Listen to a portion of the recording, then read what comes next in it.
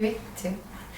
Hi and welcome to I and I. My name is Iris. And I'm James, and in today's video we are going to be taking a look at pretty privilege because I watched the video today and I found it quite profound. It was a young lady who was talking about her experience of dating in high school. She is an African American woman and she's still young, but she had fresh in her mind her experience of trying to date in high school, which was impossible, basically. You're going to hear this for yourself. We're going to try and dissect it a bit and try and see if we can relate to it ourselves, both Iris and me.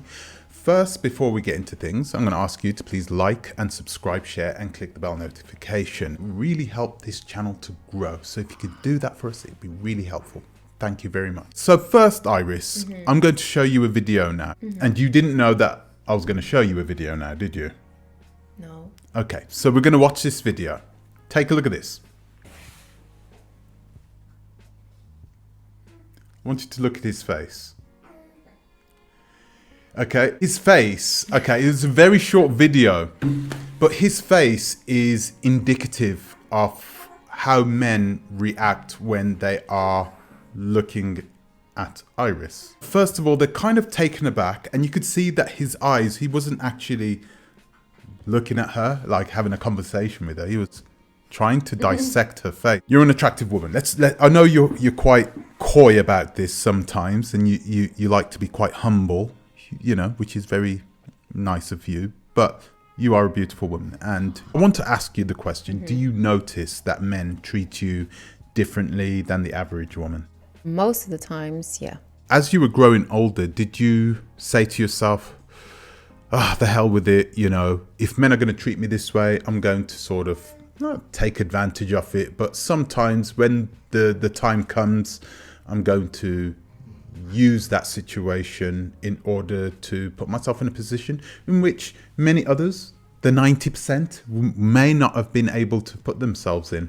But There might be certain times, like for example, the times when the police stops me and I'm on my bike and I was on my phone on my bike and there was a police car following me, and then, you know, they told me to like stop, and then they went around the corner and the man got out, and as soon as the female police officer came out, I knew that I will have to pay. you're not going to talk your way out of it. Exactly. Yeah. And it's so funny because, yeah, of course, I mean, you know, we're all in situations where we're driving the car, and then sometimes we either get an important call or we write an important text. It happens, right? And it also happens a lot of times, especially here in Austria, you're not allowed to use the phone while you're on the bike. And it happens to a lot of people that, you know, they're riding the bike and they have the phone in their hands, and then they get stopped and the penalty is 50 euro. Like right now, if you don't have it cash, then you need to go to the bank. And that's what I did. I had to go to the bank with them. They was waiting in front of the bank, and then I picked up 50 euro and I just gave it to them, and they gave me the receipt.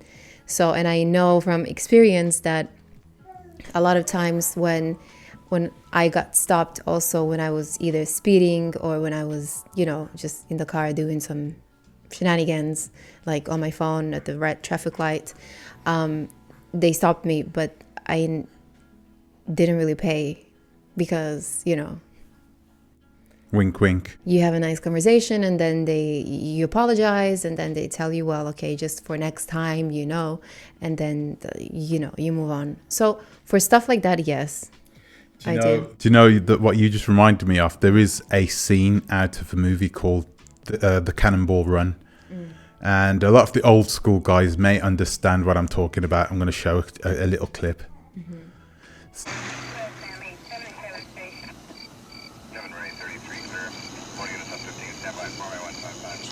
Yeah, what the hell? I can't penalize nice girls like you for a little indiscretion. Funny that women will do that type of thing. Let's take a listen to what this young lady had to say. Her name is Sarah, and I don't know where she's from, but she's definitely African American. Take a listen to this. Hi guys, it's me Sarah, and I'm back with a new video, and today I'm going to talk about something really serious. I currently am going to a therapist, that helps me with mental health issues and really helps me with trauma that I dealt with in the past. But specifically, I'm going to talk about a topic. The topic is called pretty privilege. I really want to do this for girls who look like me, Black girls who go through stuff like me, like this. So I'm going to specifically talk about pretty privilege. So pretty privilege is basically the privilege and the accessibility to get high status things, basically a boost of life because you're conventionally attractive. So my whole life, I've always felt ugly. I'm just going to put up front. I've always felt ugly. So I've been bullied for my looks, mainly for my features though. So as you can tell, I have African features because I'm Nigerian American. It's prominent in African culture. So because of that, my nose was wide, okay? Because I had big lips, big eyes, and just a big face in general, I was bullied for my looks. I didn't have the typical high school experience, you know. I felt ugly and I was like, okay, no guys like me. So I'm gonna start, you know, daydreaming and obsessing over guys who don't want anything to do with me. I want to ask you a question. Do you think she's getting bullied? She says she's getting bullied about her features, about her lips and about her nose. Do you think she's getting bullied by European American students or African American students? European. I have a funny feeling she's getting bullied by African American students. Okay, why? Because if you take a look at the way she dresses, she doesn't dress like a normal. Oh, she'll be normal. considered, oh, you want to be white. You dress like white. Well, something like that. She looks alternative, right? So she wouldn't fit in with culturally with a typical African American person, if there is such a thing. Yeah. So I think that she's getting bullied by African Americans because the girls, you got to look at it from the perspective of a European American woman. They're not going to look at her and say, oh, your nose is flat. They think all of our noses is flat. They're not going to pick out an individual girl, are they? So I have a feeling that, you know, her features, whilst they're not prominent at all, and I think if you're watching this, I think you're beautiful. You are not an ugly young lady. So I don't know why you would think you was ugly. Perhaps you went to school with people that did not look like you. If you went to school in the inner city in New York, things would perhaps have been slightly different for you, unfortunately. But you were brought up, I would probably think, in a neighborhood where there isn't many people that look like you there. So yeah, I truly think that it's perhaps more African Americans that are doing it, but I don't know. I don't know. This first guy that was like a light-skinned Black guy, he looked Black passing, but he was mixed race. He was Asian and Black. So I was like, oh my God, he's so cute, blah, blah, blah. Later on, I realized that he had a type for like Asian girls, and I was like, oh, okay, you know. And then some other girl, she was Black, and she told me, yeah, I dated him, but like he was like very like discriminatory to like other Black girls. He's like, this is why I don't date other Black girls. I'm like, okay, well, dang, I'm kind of sad now, but you know, it's okay, you know, maybe I'll have a better experience after that. So in high school, I saw people going to homecoming, you know, getting asked out to prom, you know, getting their first boyfriend, girlfriend, and you know, I was straight at the time, so I was like, where's my boyfriend gonna be, right? That never happened. I never had a boyfriend in high school. Even towards the end, I was in some kind of like boy drama, and like, you know, the guy, I was never his type. He liked all other girls except for Black girls. So she never had a boyfriend in high school.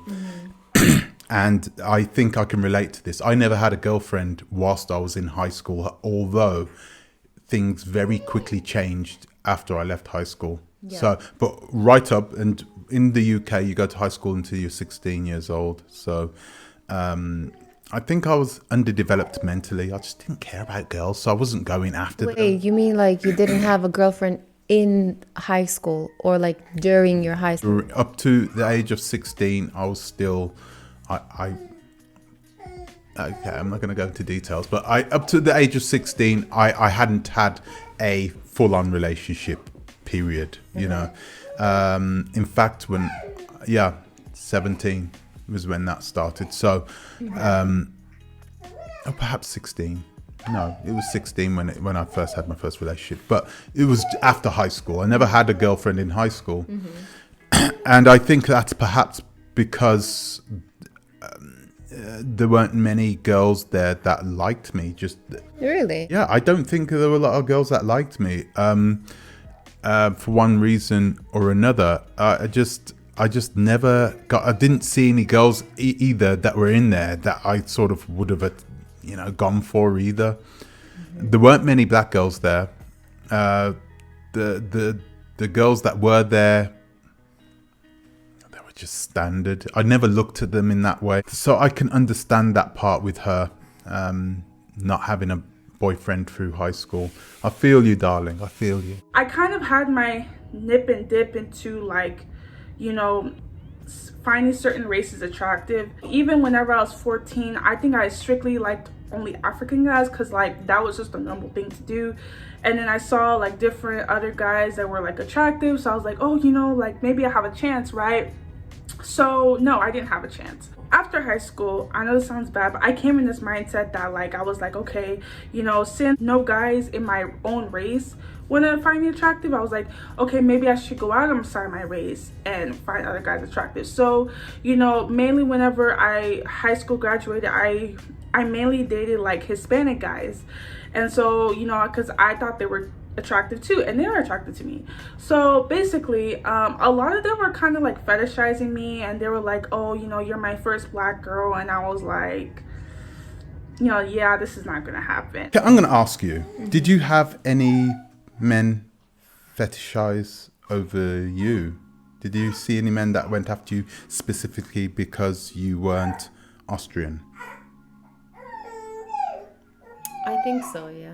But how do you know the difference? Because you're a very attractive young lady. So how would you have known the difference whether someone is going after you because, hey, she's not Austrian, or because you're just flat out a 10? I don't know. It was just always the feeling that, they wanted something exotic. Oh, wow. They wanted something different. Different culture, different background. I don't know. It's interesting. Clearly you dated outside your race from when you were young. Was that it's not because you couldn't find men within your own community? The men that were in your community you didn't gel with, you didn't see that? I think it's just simple. I just went for men who I clicked with. So you were more open? Yeah, I was always open. I was always open, but I mean, of course, I have preferences like tall and not a smoker and athletic, or has a healthy lifestyle, works out, and is not a macho to the point where he's dictating my life and what I should or shouldn't do, can or cannot do. And then similar interests in music and being adventurous and all of those things together. So I think whoever fulfilled that, that's who I clicked with. And as long as that relationship lasted, it lasted. But let's also mention that I was always the relationship type. Okay. Oh yeah, this lady, she's talking about race and about specifically how it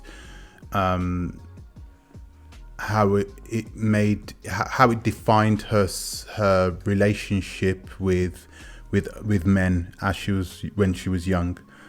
And I think this is more the norm now as we're entering into the 20 teens and the 2020s. I think now kids are more and more aware of who they are, their community and their race, and I think more as well, being an African American, perhaps the most conservative out of all the African ethnicities in this world, one of the most conservative, that they very, very rarely date outside of their community. Africans just don't date outside their community ever. Talk about West Africans, guys, by the way. I'm not talking about Africans in general. I mean, she's being open about it. She's just saying that she tried to find an African-American guy, but they didn't find her attractive. But I don't think they didn't find her attractive because of her looks, because I think she is not a bad-looking young lady. I think it's more because of the way she dresses, the way she does her hair. Oh, and so one part I wanted to add, is this from upside down? Is that basically I have a nail tech and I go to her, I guess, occasionally. Basically, I was obsessed over this one guy and super obsessed. And I told her about like the guy and how he just took me as a joke, right? And then she told me that like she texted the same guy to see if like he would cheat on his girlfriend with her. And he basically replied back like 3 a.m. in the morning. I was like, what? This guy's been like avoiding me. He would like respond to me after like, what, 13 hours? The thing is that after that, she was like, but yeah, I ghosted him and I just wanted to test him out. And me and my friend laughed about it. And then she told me that after she ghosted him, he literally kept texting her like nonstop. And I'm like, and that moment I broke down crying, because I was like, I was chasing after this guy, but he wanted nothing to do with me. But with her, she literally just sees him as nothing. And then that's the thing, you know, with my experience, I felt like I was always chasing after guys, you know, but other girls, they almost had like options. And I do have options, but I guess I just didn't feel like it back then. She said she was super obsessed. I think that's something you need to take apart here. A lot of you young girls, you get super obsessed over men. And then she says, oh yeah, one of my friends texted him to see if he would cheat on his girlfriend. So this guy had a girlfriend. You're obsessed over him? Come on, man. Come on, man. I don't know what it is with you girls nowadays. Listen, if you DM somebody and you're expecting them to call you back even though they have a girlfriend, there is a lot wrong with that. I think you're in the wrong there. You're just chasing after people who aren't interested in you, and a big part of that reason why they may not be interested in you is because they are already in a relationship. Basically, that wasn't the reason why, because her friend texted the guy afterwards and he started bashing her phone, started texting all the time. Yeah, he weren't interested in you, darling. I don't know why you're waiting for. When you text somebody and they don't reply back, I'm waiting on his... Stop it, man. Move on. Come on, man. This is the age of the internet. You don't need to worry about that type of thing. It's interesting because a lot of times people obsess over other people who they cannot have, or over people who break up with them for not really any serious reason. It's just like, yo, I'm not in love with you anymore, or I don't know, fell out of love with you. And you know, so that rejection, if it didn't come from you, and it comes from someone else, you're always trying to analyze why that person did it. It's always interesting to keep chasing after something that you want, but you just see that you cannot have. And then when you have it, it's like whatever. And we see it all the time with people who are chasing player people, you know, women or men who are just playing games. I think a lot has to do with the fact that she hasn't fully matured yet herself. Yeah.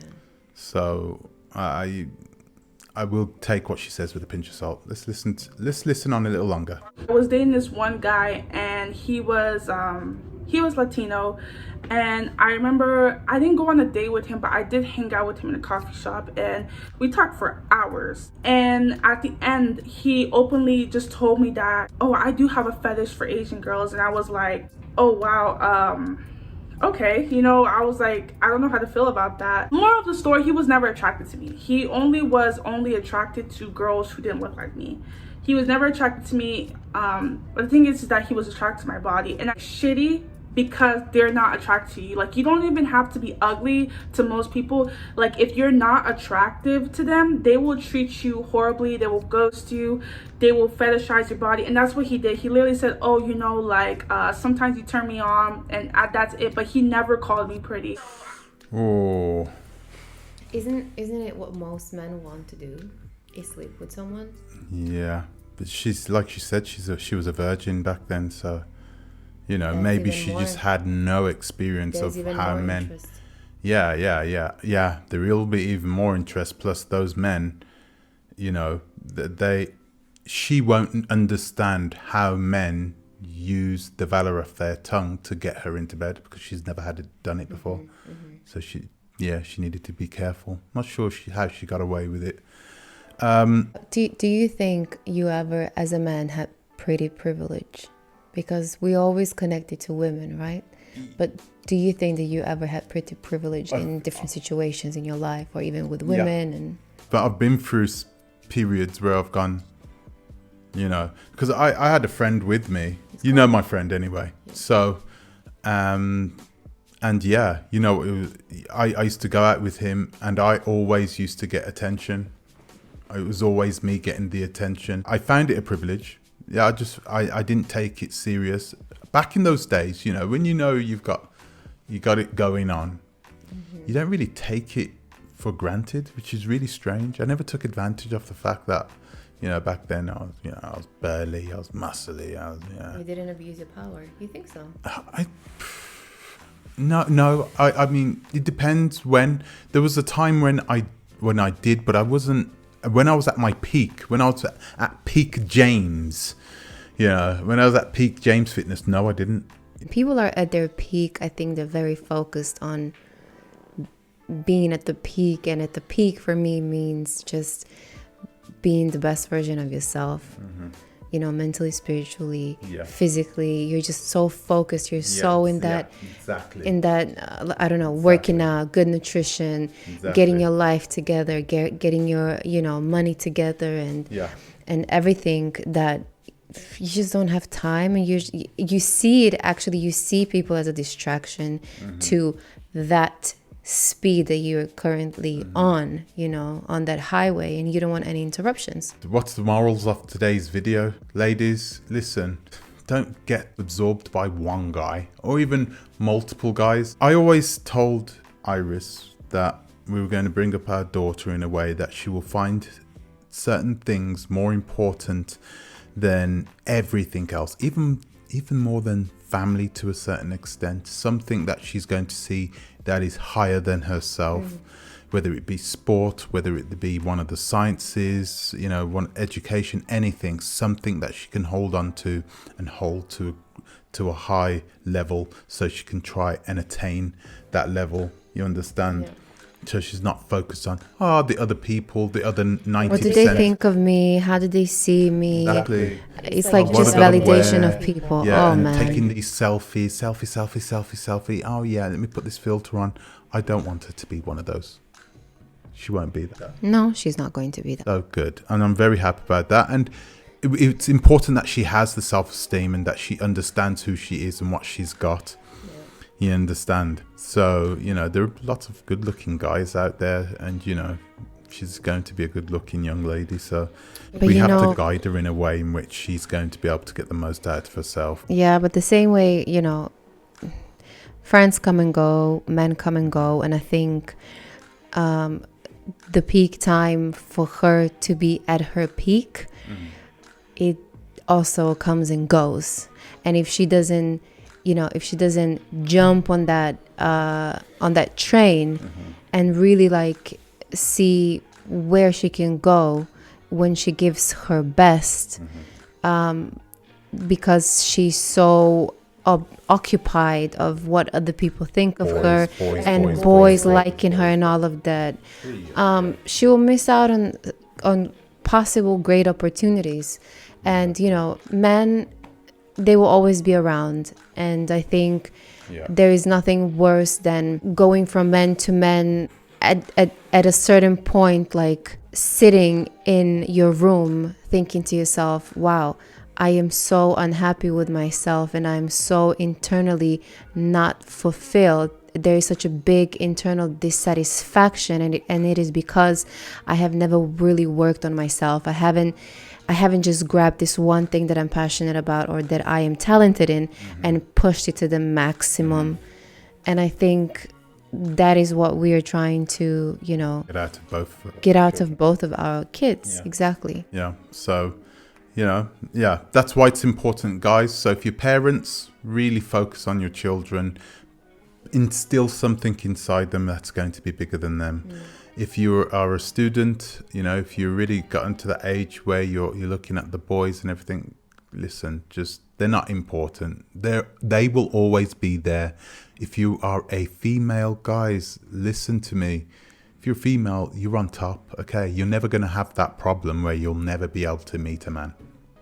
You're going to be okay. Want to hear more about your experience, guys? Let us know in the comments section, if you've had a good relationship as a childhood. If you had a relationship when you was in high school, how did it go? Did you appreciate it, or did you not like it? Did something bad happen? Let us know in the comment section below. It'll be really good to hear about your experiences. So that's all we've got time for today. I'd like to thank you for watching. See you in the next one. Ciao.